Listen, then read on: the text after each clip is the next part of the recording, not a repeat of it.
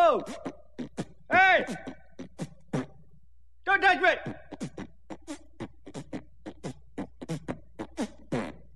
Don't touch me! Whoa! Hey!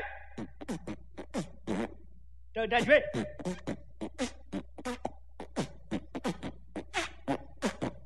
Hey! Hey! Don't touch me! Don't touch me!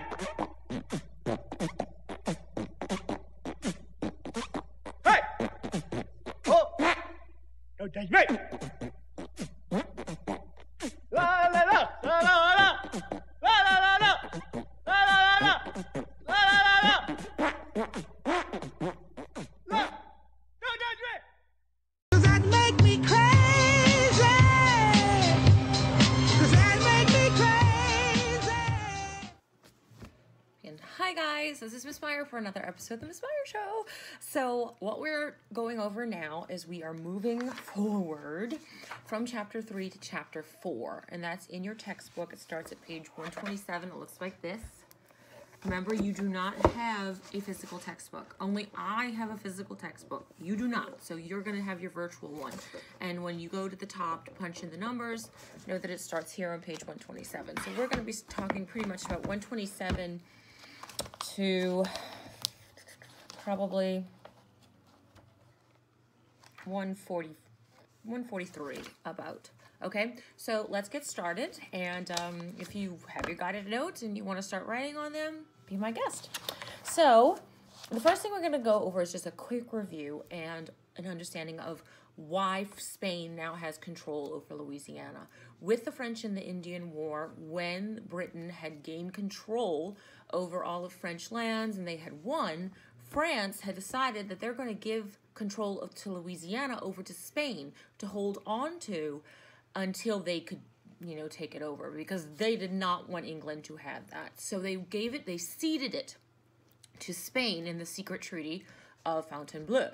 Now, when Spain took over, they were kind of appalled of the way things were being run. It was not a very great situation in any way, shape, or form. For one, it was not protected adequately, and the moral standard as far as Spain was concerned was completely crazy, and they did not like that at all. So when they first came over and they took over control of Louisiana, Spain really their own interest in Louisiana, because they had no fur trade up in Canada that they were trying to protect, and they didn't have the same kind of goals, I guess you could say, as the French did with Louisiana. So they used Louisiana mainly as a buffer, because Spain was making a lot of money in gold over in South America, what is today South America. So they used Louisiana as a buffer between Great Britain, because Great Britain took over parts of Spain and they had all the 13 original colonies along the eastern seaboard. So Spain saw Louisiana as a buffer between them and where their big dollars were, and that was in the mining going on over in South America, and the British. They did not see it as some really lucrative money-making thing like the French did. They saw it mainly as, it's going to keep the British away from their true treasure, the true thing that they're holding. It's kind of like with us in New Orleans, or you in New Orleans. I'm always a New Orleanian, always a Chalmatian. But when we are, have hurricanes or tropical storms or any kinds of, lots of damaging water that's, attempting to go into the city or anywhere around it, we have levees. They kind of stop it, or that's supposed to stop it, from going in and destroying all the city of New Orleans and the surrounding areas. So Louisiana, to the Spanish at this time, was more or less kind of like a levee, and it was protecting the Spanish settlements and where they really were making their money over in South America. So they were handling it much differently than the French were. Now, the problem is that the people that living in New Orleans, remember I told you this, Louisiana, New Orleans specifically, has always operated on their own terms. I mean, it's always been a good time place where you're going to go and you're going to have friends and you're going to party and you're going to, have a good old time. Laissez les bon temps rouler. That means let the good times roll in French. And that's the way it always has been. So the French, not even just, I hate to say just the French, but the Acadians, the Creoles, the French that were coming down, all these people that were here in Louisiana at the time, they really didn't think that Spain had authority because they just didn't listen. They were a bunch of unruly kids, okay? I spent 1 year of my life teaching a first grade classroom, 1 year, and I will never do it again, really, because trying to get 28 or however many, I can't even remember how many there were, but there was a ton of them. Trying to get them to listen to me was impossible. It was totally impossible. It was so bad. I was like, I contemplated quitting teaching because I was like, if I've got to teach first grade, I want to do something else. But thankfully, that was only for 1 year. But when Spain came over to take over control of Louisiana, they were kind of encountering the same kind of thing. There was an enormous language barrier, for one. They were speaking Spanish, and the majority of people here spoke kind of like French with some variations, especially among the Acadians. We did have some German spoken here, and we had all these other kind of things that were coming in. So the Spanish came in, and the French didn't listen. They were like, whatever, I don't care what you do, I'm still this way. This is how I am. A lot of just, I guess, pride in oneself. For example, I live in Dallas, and the Dallas Cowboys are supposedly, which is such a joke, but gosh, I have this piece of hair that is driving me crazy. They are, look, there we go. Hopefully that keeps it out of my way. I don't know, my hair is insane because it's curly and I live in it's crazy. But anyway, so I live here in Dallas, and I refuse. I mean, like I said, the Cowboys are supposedly America's team, and so everybody here is like, oh, the Cowboys. That's how I feel about it. And I'm like, I'm going to fly my Saints flag. I'm going to go outside. I'm going to scream "Who dat" in black and gold. And I can't wait because I'm going to the game this year against the Cowboys, Saints versus Cowboys, here in Dallas. And I am like, I can't wait. I think I'm going to get a black and gold, make a black and gold tutu. Because that's the kind of person I am. And everything in black and gold, number 9 and all this other kind of stuff. I'm serious. Well, going back to where this is kind of relatable, because I do have a tangent to go run off in other directions. But the same thing was kind of with these French people in Louisiana when the Spanish came over. The Spanish were telling them, hey, we're in control. We're in charge now. And they're like, okay, whatever. Whatever you think. Sure, you're in charge. Whatever. You guys probably don't know this. Maybe your parents do, but there was a movie called Clueless. Gosh, I'm old. I'm so old. But it came out when I was in high school, and they would always whatever. I think loser. That kind of stuff. But anyway. So they were like, whatever, you could say, you be in control. You're in control. Whatever. So they did. That's probably how my 5-year-old looks at me. And she's like, okay, you can say whatever you want, Mom. But we both know that I'm the queen of the house. Probably. So the colonists that were in Louisiana, they totally didn't care what the Spanish had to say. And the Spanish were coming in and they were saying, hey, we've got to make some changes here because obviously the way that this colony was run by the French was not very beneficial to the colony, so we've got to make some serious changes. So they put in a guy in there to run the show, and he was the Louisiana governor for Spain, and his name was Antonio de Ula. I'll never say a word that's a Spanish word without using the proper accents. I don't know why. I don't know. No sé. Yo no sé. Anyway, his name was Antonio de Ula. Ulla, actually. Okay, there's the try. It stopped and now it's back again. Okay, so if you look at the pronunciation here that they've got in the textbook, it is Ouya. But I say Oula. But I guess Ouya. Well, since they're saying Ouya, I'm going to go with it. But just know that this is a lot, and I've told you this before, and I want you to remember this. Spain speaks Spanish, but Spain is in Europe, not South America. Mi abuelita, my grandmother, was from Nicaragua, which was in Central America, which is right before South America. So certain things are changed in some of the dialects.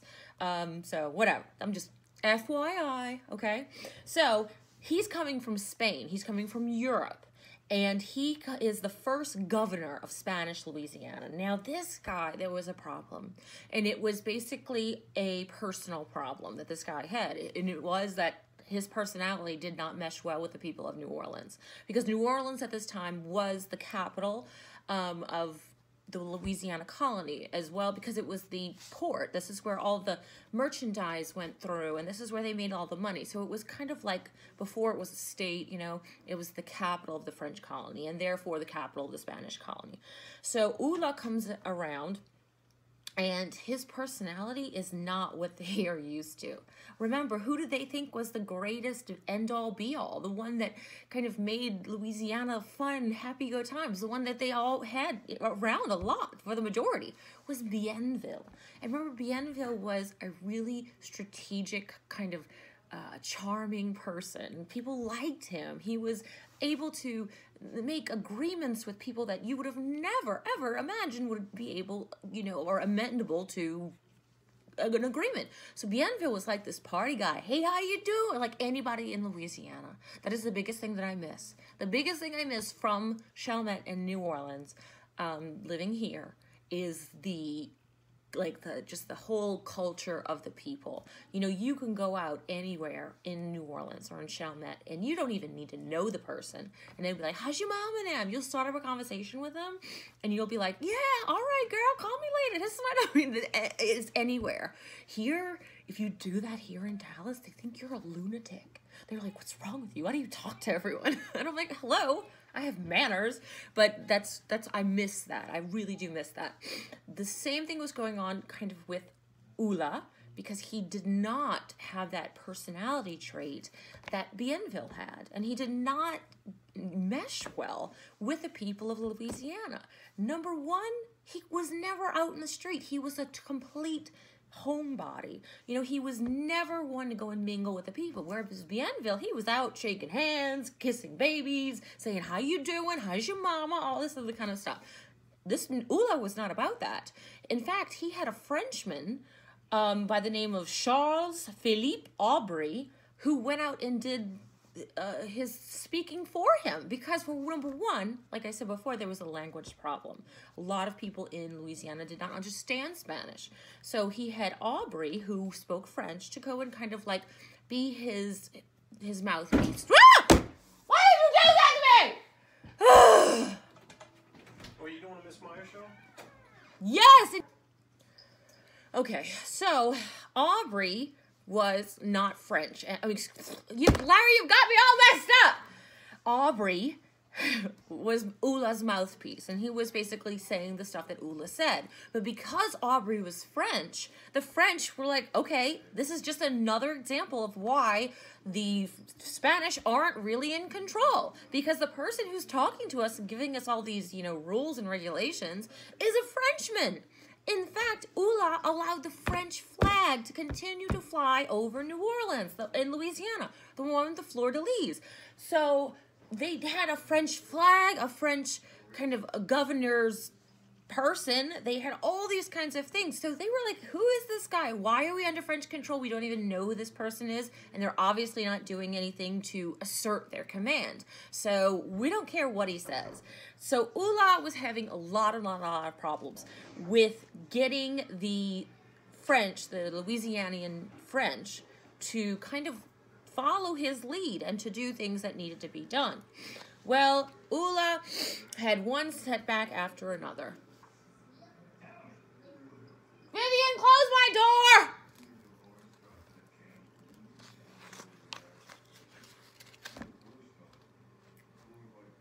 See how long, watch how long it takes. I've yelled to say, Vivian, close the door. Let's see. Oh, good. You can close the door. Close the door. Don't do that again. Okay. I'm serious. All right. All right! And they let the cat in. The struggle is real. The struggle is real. For real. Okay? It's a real struggle. Anyway. So, Ulla has had one setback after another. And what? Stop! All right. They had one setback.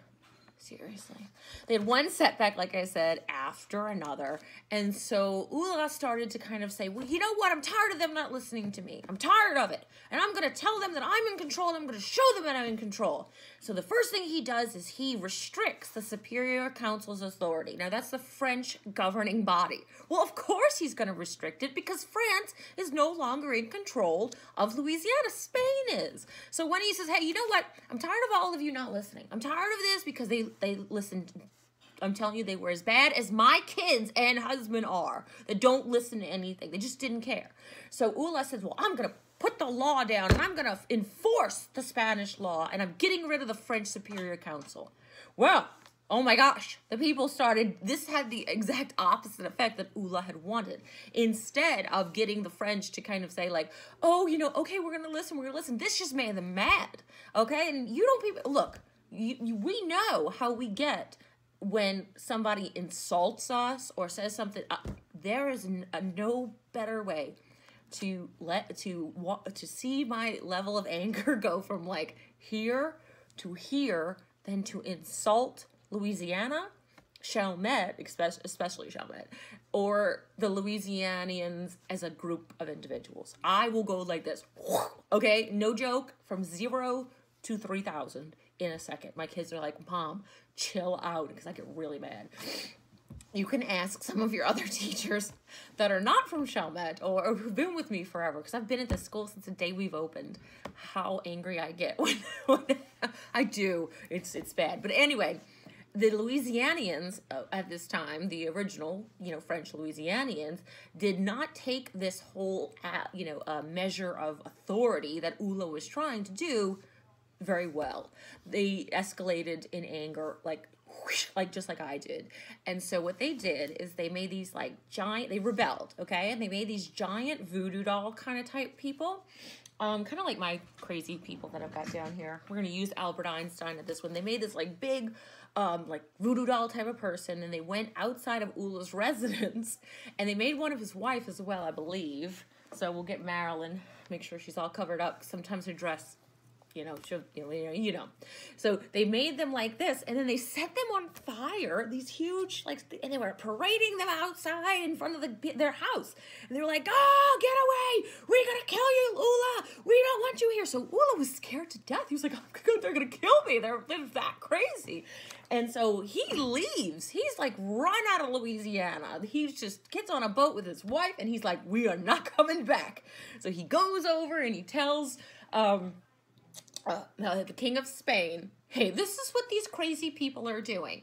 And so the French, though, they think that they're doing a great job. They're like, yay, look at us, we're so awesome, we're so awesome. So they call up the French king, and they said, King Louis, and they said, hey, look what we're doing. Look what we did. Well, he was having his own issue right now with the whole American Revolution, because that was going on as well. So he already had enough problems dealing with the British. They did not want to go and get into a war with Spain. So the King of France basically told them, you're on your own. That was a really, really dumb thing you did, and you're on your own. So they had no support. So it was only a matter of time before Spain would send in reinforcements. And you know how in my house, okay? Friday, Katie went to her friend's house to go and spend the night. She calls me on the phone. It's 8 o'clock, or I don't even know what time. It was late. And she goes, what's the ID what's our Apple ID? And I said, no, I'm not giving it to you because, for one, we've already had our accounts, hacked into. And two, they buy random stuff. They'll say an app is free, and when I go and check my bank, it was really $12.99, or a continuing purchase, like Roblox, whatever. It's every month. So I was like, no, I'm not giving it to you. I am not giving it. And she was like, no, Mom, I really need it. And she would not stop. And she started crying on the phone. And it was just, oh my gosh, I had had enough. I said, I can't do this anymore, Kate. I can't do this. And she would not stop. Would not stop. So I said, that's all right. Larry, let me get your daddy on the phone. And then she stopped, okay? So the same thing's going on with Spain and Louisiana. They were all, big mouthing, blah, blah, blah, blah, blah, to Ula and talking trash, blah, blah, blah, blah, blah, blah. Well, then Spain says, all right, you want to act like this? we're going to send in the big guns. We're going to send in somebody who's not going to do this to. Because, like, my kids, they won't drive their father crazy like they do me. They enjoy making me insane. Like, it's fun for them. They enjoy this. And I don't know why. But anyway, so around now comes this guy, and his name is Alejandro O'Reilly. Has anybody heard Cher's rendition of ABBA's Alejandro from the Mamma Mia 2 soundtrack? It's just so good. It is so good. Oh, I love Cher. But hers is really, really, really good. And I might have to, like, add it in here or somewhere, but it's really good. Anyway, so his name is Alejandro O'Reilly. Now, O'Reilly does not play, okay? He does not play. He gets there and he says, all right, you want to not listen to me? Go ahead. But there's consequences. And they're like, what do you mean consequences? And he says, don't make me show you. Because that's like the most scariest thing, right? You know, think about it if you do something when your mama or whomever, and you do something wrong, and then your mama's like, don't make me. You don't get me mad, boy. Or don't you dare get me mad, girl. You don't want to know what's going to happen to you. Or the thing that would scare me the most when I was little is when I would act up like in the grocery store or whatever, and my mom would come really close and whisper to me, and she would say like, don't you wait till I get you in that car.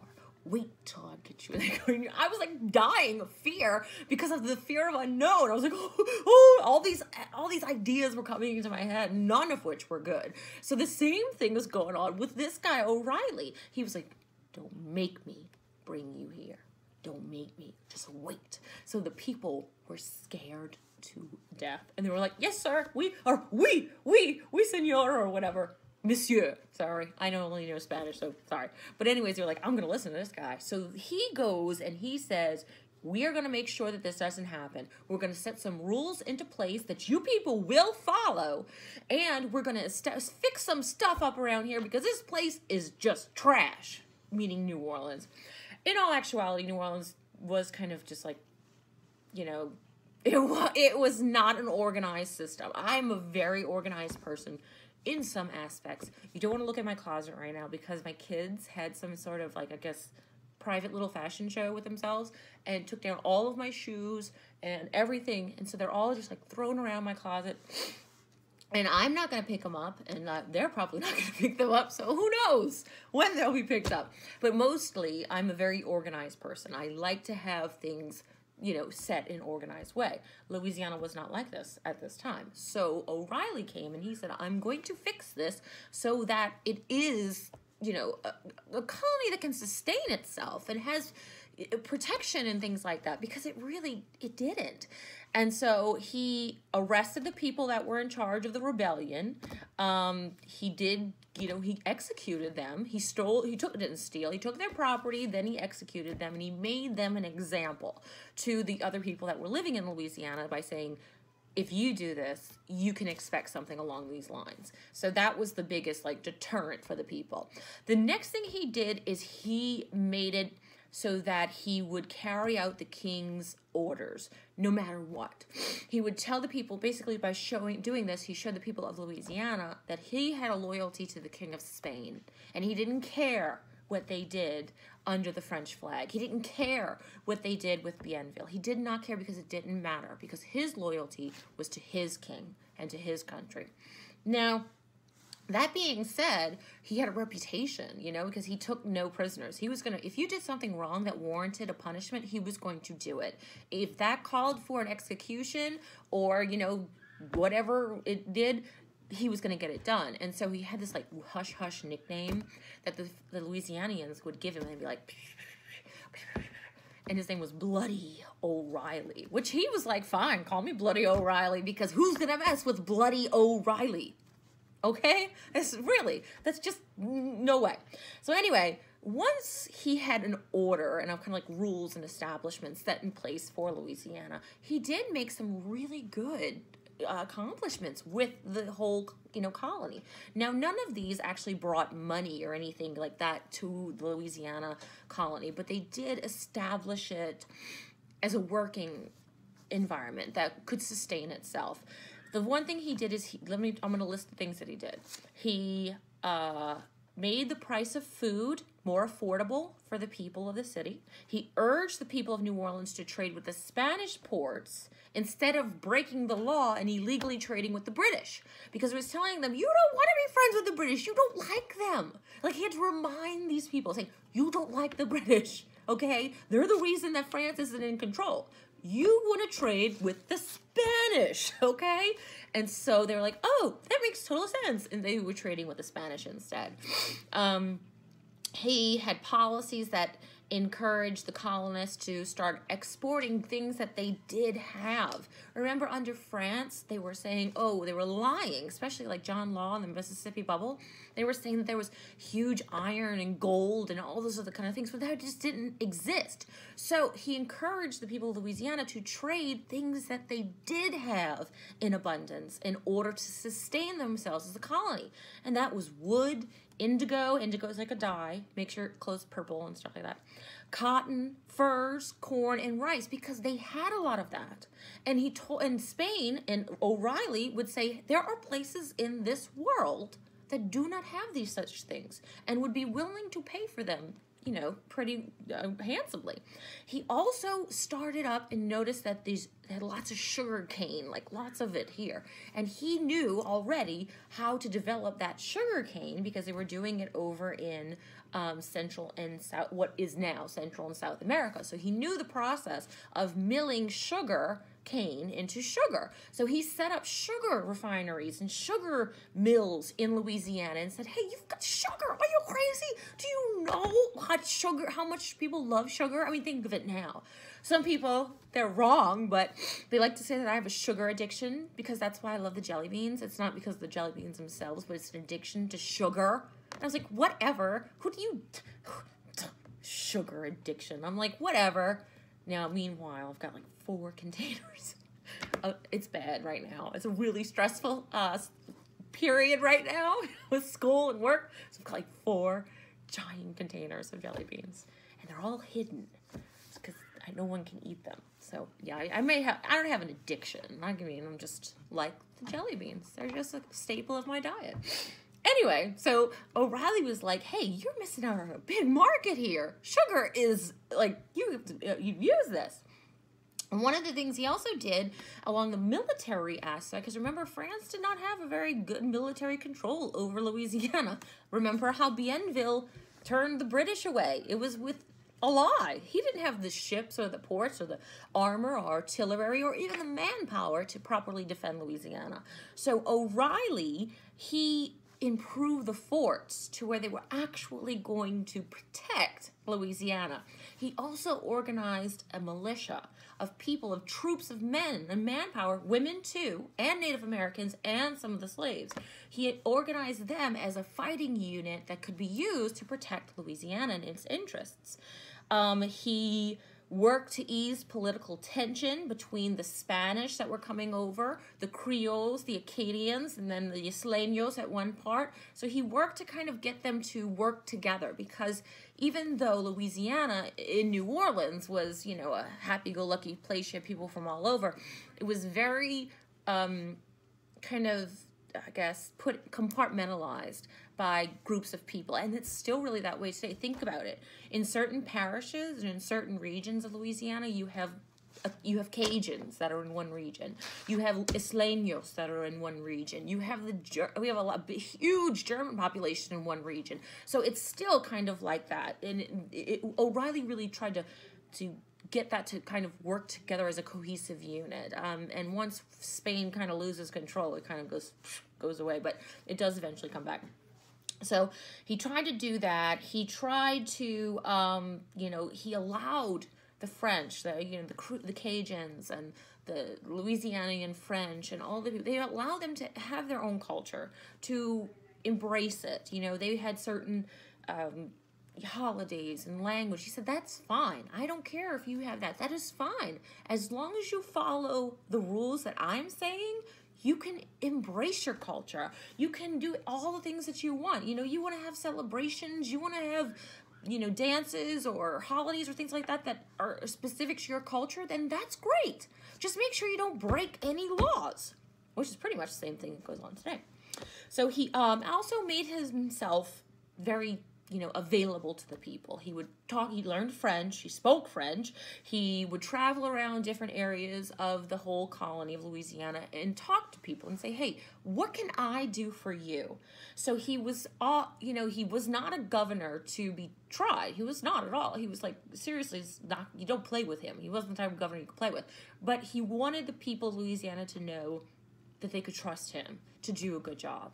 Now, under O'Reilly, Spain really established a very strong and efficient Louisiana. They truly did. He set up the council in New Orleans, because remember, New Orleans is the capital of trade and I guess everything. So he set up his own ruling council. Remember, Ula had gotten rid of the Superior Council of France. So he built the Cabildo, and it's still there. It's like in the French Quarter, you've got the St. Louis Cathedral, and one side is the Cabildo, and one side is the Presbytery. The Cabildo is still there. I mean, it had burned down and, but it's been redone a bunch of times, but it is still there. And so that was set up by O'Reilly to be kind of the center of government and and they flew the Spanish flag. And so they said, hey, this is a reminder that Spain is in control, but we care about you, we care about your thoughts and your feelings and what you think you need as well. So they were actually doing really well under O'Reilly. He did put up his laws and his codes and rules like that, and they called it, instead of calling him Bloody O'Reilly, they would call the laws O'Reilly's Code, meaning that it was like a code of ethics, a code of moral, just what they should be doing. So their whole attitude towards O'Reilly was becoming very different than the one they originally had. Now, O'Reilly, he didn't stay. He was not a native of Louisiana, and once he got things up and running, he felt really there was no purpose of him staying. His job was to kind of set it all up so that it's working. So when his job was complete, he left. He went back to Spain. He had his own family. He had his own, retirement life he wanted to live, and he didn't want to be here. Whatever, teach their own. So he left this guy in control, and his name was Don Luis de Gonzaga. Don Luis de Gonzaga. That's his name. So I don't know of Ungaza. It's de Ungaza, but whatever. So now this guy is now in control of Louisiana. Well, he comes in time. This is when he comes. There's a huge thing happening. He comes in America. Well, not in America. When O'Reilly leaves at the point where I think that they really need him the most, really. Because during this time, once he leaves and Gonzaga is in control, America, or the colonies, declare their independence from Great Britain. Now, this is a problem because the 13 original colonies that had declared their independence from Britain did not include the part of Florida that Britain had. Now, Spain and Britain then were right next door neighbors, and then right up at the top was the 13 colonies, or the original, independent colonies. So now, Gonzaga is in control of Louisiana, or basically the governor, and he is having to deal with a lot of anxiety from the people of Louisiana on what's going on. They're very, very scared because the British are coming against these colonists, and they're fighting for their independence, and they want to be independent, and Louisiana's like, well, what do we do? I mean, how do we stay neutral? This is really getting scary because France and Spain were not involved in this war. This was a war between Great Britain and herself, basically, because the 13 colonies were under British control. So this was basically kind of like almost a civil war type of thing between Great Britain and a section of her own, colonies and things like that. But it did create an issue for other colonies that belonged to other countries in the United States, because the colonists, the independent colonists that had declared their independence, were now calling for aid from France and Spain. Now, France and Spain both knew that they were no match for Great Britain. They were none. So they were very nervous on what kind of support they should give to Great Britain. Support they should give to the colonists. They did not like Great Britain at all, but they didn't want to align themselves with a bunch of colonists that were going to be defeated by Great Britain and then make Great Britain madder at them. So they really were kind of like, what do we do? What's our role in this? We want to support the colonists because, yeah, we hate Great Britain. But it looked as though, how are these 13 little individual colonies going to stand up to a massive empire that is England? How is that going to happen? And so they said, you know, if we go support them and we openly support these colonists, Britain is going to turn on us. They're going to say, I knew that you did this. This is wrong with you. And then they're going to turn on, and then it's our turn. So while they're focusing on this, Spain and France, poor little Louisiana kind of gets lost in the shuffle. No longer are they concerned about having, you know, a working settlement. They don't care about that. They're caring about protecting their country from England, because in their minds at this time, and actually even in like George Washington's mind, like the letters he would write home to his wife were like, I'm gonna lose, we're all gonna die, this is what's seriously, he did not have a lot of the you know, positive thoughts about winning the Revolutionary War. And really, in my own opinion, personal opinion as a almost doctor, is that if we didn't have French assistance and assistance from other countries, I don't think we would have won.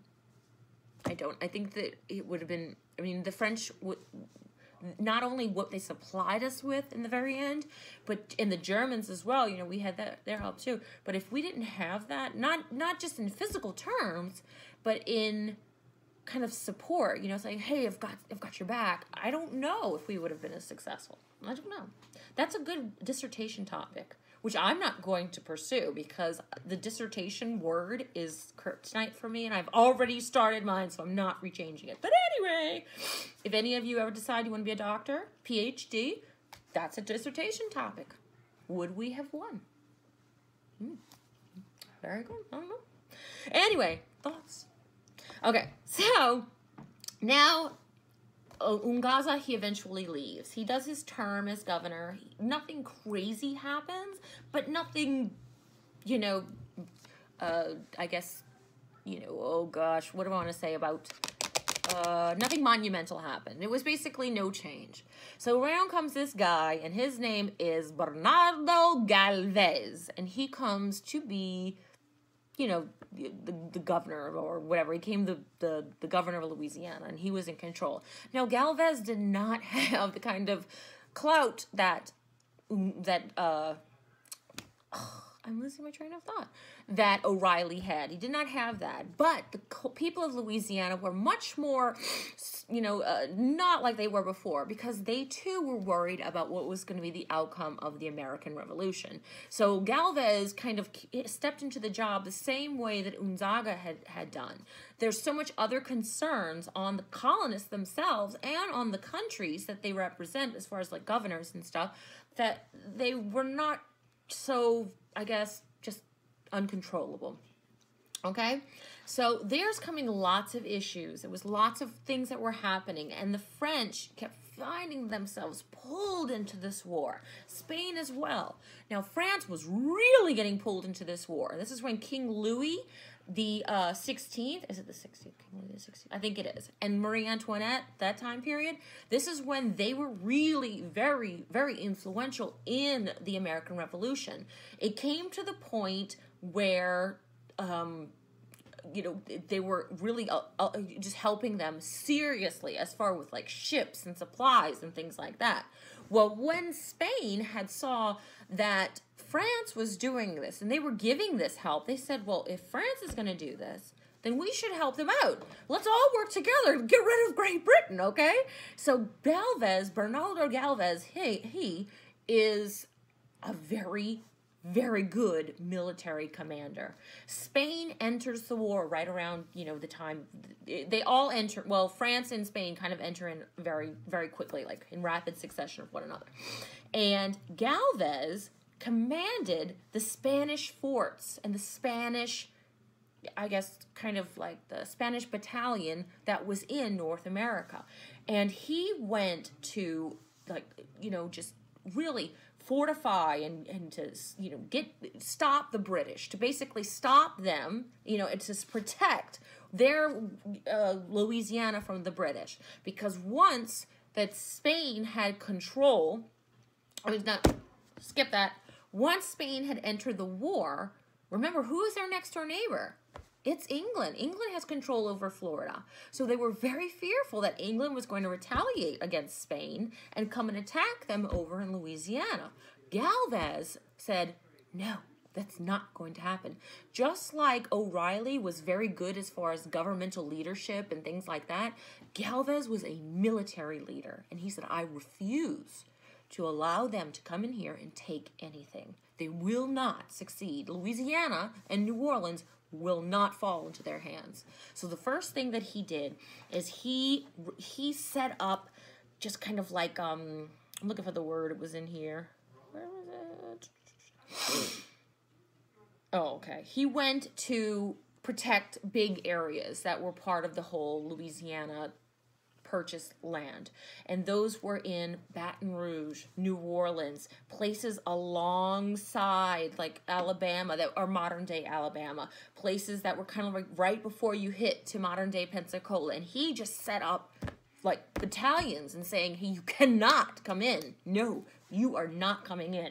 And he really got the soldiers to work together. Remember, they were not just Spaniards, obviously, but they were French, and they were Acadians, and they were Creoles, and some of them were slaves, some were free people of color, some were the Germans. So he was getting this group of people to work together to protect Louisiana. And that is what really, really is so interesting about Galvez, because this guy said, all right, we are not going to let them come. We are not going to let them do anything, because you know what? Yes, we all speak different languages. Yes, we're from all kinds of different places, but we are Louisiana, and we are Louisianians. So he really was the first one to kind of build that huge sense of communal thought, like we're once and for all. Before it, we're Louisianians. We might come from many different places, but we're all Louisiana. Kind of like what happened with Katrina, right? I gotta take a sip of my water. I'm doing it all over myself. Oh well.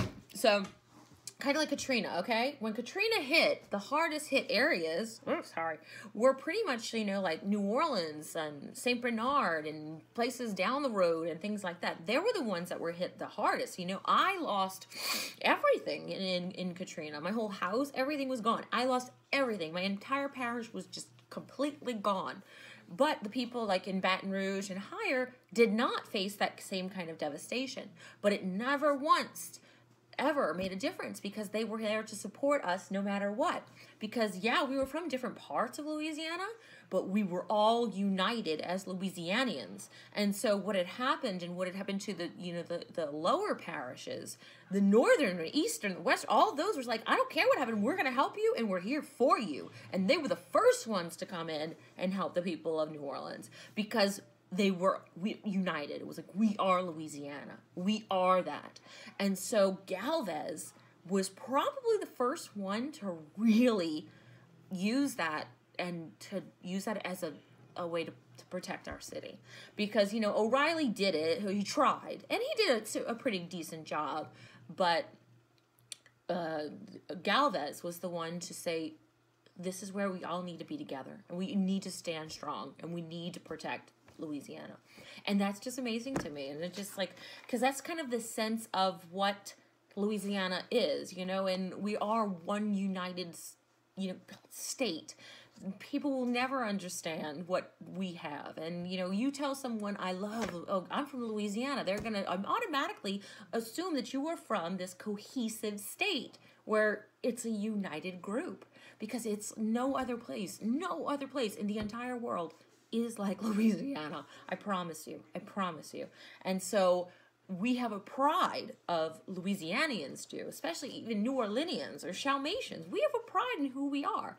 And that was established a long time ago by Galvez, I believe. Just like we should blame Bienville for the flooding that happens in New Orleans, I think we need to lay credit to Galvez for kind of, making us that gumbo of people where we all work together. Okay? Now, the War of the American Revolution is eventually coming to a close.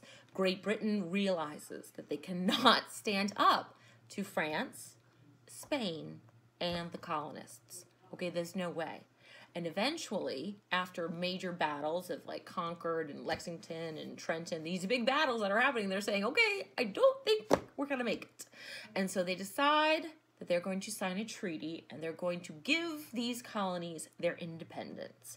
Basically, the king, George, at this time was like, fine, give them their independence. I want to see how long they make it without me. I want to see how long. Kind of like, you know, say you guys ever tell your parents, like, I can't wait to move out of this house. And your parents like, good, go. We'll see how long you make it. I'm not going to pay your bills and stuff like that. So Great Britain was kind of like that and saying, fine, go ahead. You want to go and assert your independence? You want to say you're your own country? Let's see how long you last. Well, they've signed the they signed the Declaration of Independence, and that first they signed the Declaration of Independence. That was signed before the war was even over. But they ended the war by signing the Treaty of Paris of 1783, and it ended the American Revolution. And it gave America, this brand new baby nation, the land that was Great Britain's and its 13 original colonies. Now, it did not, however, give them Louisiana, because Louisiana was now completely under control of the Spanish, who helped the Americans win the American Revolution. So they left Louisiana alone, and they left Texas alone. They left all these places alone. And they said, okay, look, thank you for your help. We are going to give you back. You just do your thing. We'll do our thing. We're not going to get involved. And they didn't. And eventually, though, the Spanish, and we're going to talk about that next week, they start having some issues of their own. They're not making a lot of money. King Louis and Queen Marie Antoinette are beheaded, like literally have their heads chopped off like that, and the whole reign of terror, and when they're chopping off everybody's heads, that goes on. And then they have a new leader, a commander of France. They are now no longer the Kingdom of France or the Monarchy of France or Regency France. They are the Republic of France, and they are a free and democratic people. Well, free-ish, because along comes Napoleon, and he says, I am in control, and we're going to do things my way. And one of the first things that Napoleon does is take back control over Louisiana. So that's next week. So that's all I've got for you guys today. Remember, please, it is so important for you to complete your guided notes and your tests. They are worth 100 points. That's a lot. You can fail or pass this course just by doing, well on your guided notes, really. Do them. They're so super easy.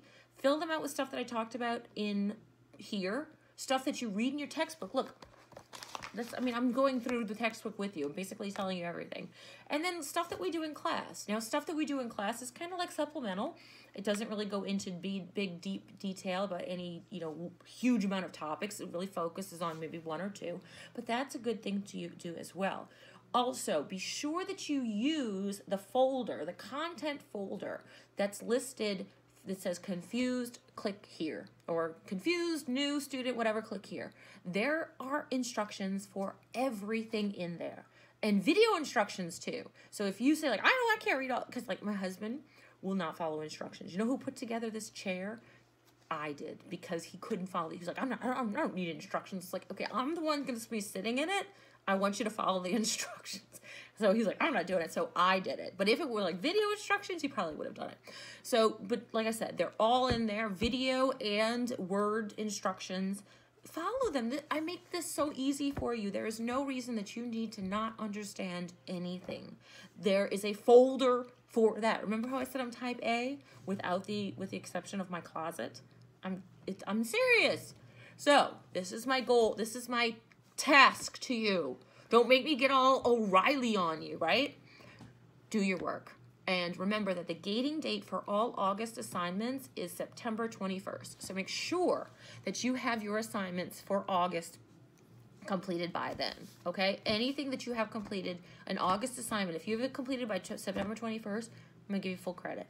Please. This is I'm begging you, okay? Please get it done. All right, guys, have a great week, and I will see you in class. So I totally forgot to tell you the code word. So the code word is here at the very bottom. This is the code word. Forgot completely. And I know you guys would be like, there's no code word. So here it is. The code word is autonomy. Just like Louisiana had autonomy. They were separate from the land now controlled by America. they had autonomy. All right, I'm gonna show you guys how terrible I am at shuffling cards. You don't believe me? I may have explained this once before. I'm gonna show you how horrible I am. What's the matter? You just okay. Here we go. It's alright, I touched your foot sweat. Oh, so terrible! Valerie, will you shuffle these cards for me? Somebody shuffle. And I can't even shuffle the smallest little bit. Put them in a fridge in a garage. I don't know. What am I doing So you wrong? do this, then you Okay. put 2 fingers here and your thumb here, Okay. like this. Wait, what am I doing with my finger? What? Oh, okay. Oh! And then you go, I'm so horrible. then you do this. Oop, not like that. And Alright. then you push them down. What? Okay. And then just shuffle. What? You what have am to I practice. doing? You have to practice. I'm practiced for 30 years. I'm still terrible Obviously at it. not. I mean, obviously. Yeah, I have. I'm never able to do it. So you do this. All right. Wait, is hot stuff bad too? Oh, like wait. stuff. I kind of did it, but I had Yeah, to yeah, stop. keep doing it, keep this, doing it. but they were ones Pick up. up your, Yeah, Because they have to be facing No. down. They're both this. You see how they're? Yeah, because they both have to be facing down when you do I know, but I was doing them in the wrong way. Like one was going one way, and the other one was going another way. Like this. Just like cold stuff, honey. All right. Watch this. I'm the master, okay? Why do I have so You're many stopping going down at one Because time? you have to. My fingers. Sliding your thumbs. I cannot do that. Ah. And I'm double digited in my thumbs. Double digited. Yeah, you want to see? Look, can you do this? Look at this. You see how my thumb does that? Look at that. My thumb does this. Can you pop your thumb out of the socket? Look at this. Can, Isn't can this you pop weird? your thumb out of the socket? Does this look like? Doesn't it remind me like a shrimp or something? No. Can you It pop does. your thumb out of your socket? Oh, I can do this. Does it hurt when I push that? I'm at Walmart, and there are no jelly beans. There's none. There are absolutely no jelly beans. That's where they should be, and it's empty. So I don't know what to do. I'm really sad. I'm about to go tell someone that this is inexcusable.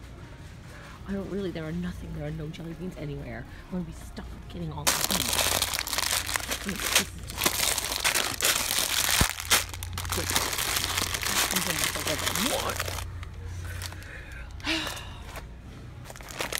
jelly bean problem.